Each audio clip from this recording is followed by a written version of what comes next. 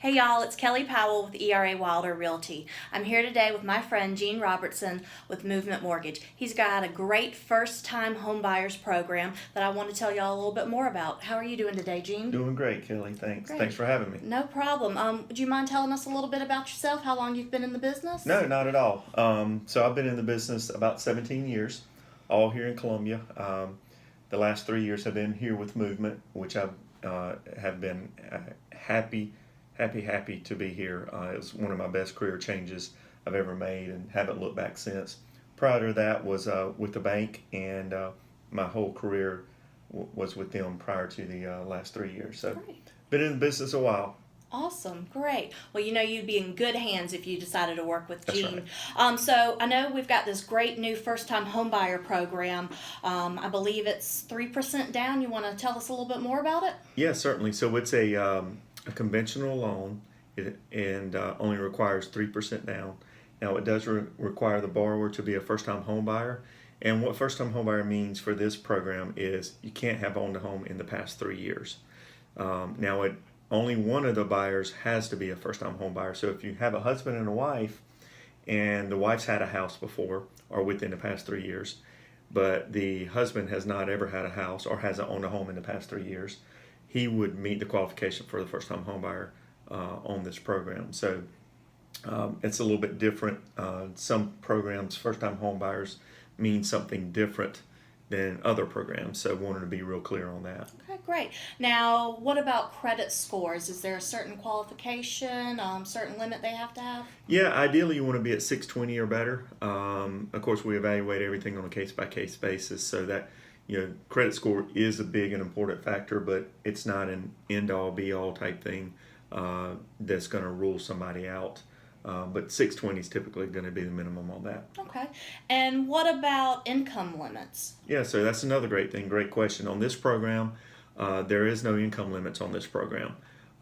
So unlike some of the other 3% down programs out there, those do have income limits on them. This program here does not have any income limits.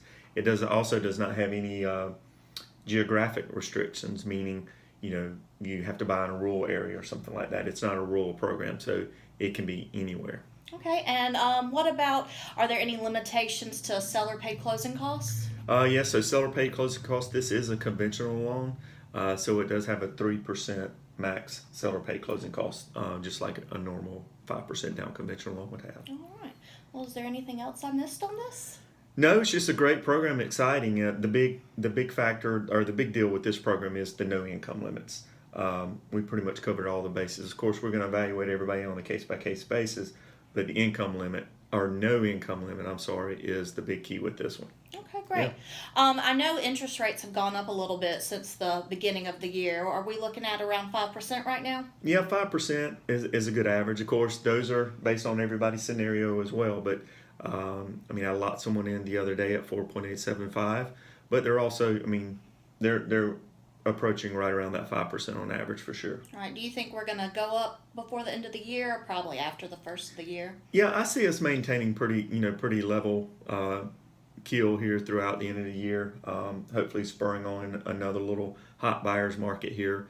After school gets started, people get back into their normal routine and swing of things. So I think we'll see them hold pretty steady where they're at right now. I know a lot of people say, oh, well, I'm going to wait till next year, save up some more money. But that could really hurt them if the interest rates go up another point. That could really affect their buying power, couldn't it? Yeah, for sure. So if, two things on that, with the interest rates going up, that's going to be maybe mean less house that they can afford because their payment's going to be higher. But on the flip side of that, with you as a realtor, the home prices, it's been a buyer's market or a seller's market out there. And so with the prices, price now in 6 months, is probably going to be higher than where it is right now as well, which again is going to, lead to less house that they can afford to buy.